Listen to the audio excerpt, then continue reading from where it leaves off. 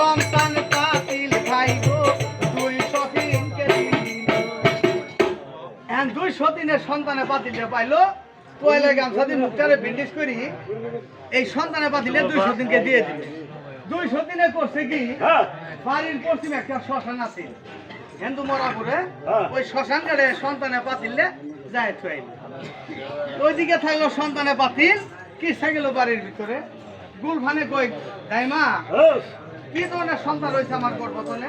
মাগো তোমার কাছে মানুষ কিছু হয় নাই, এই একটা কাঁসার পুতুল হয়েছে। কি হয়েছে? কাঁসার পুতুল। হ্যাঁ কি কথা শুনা হাইলা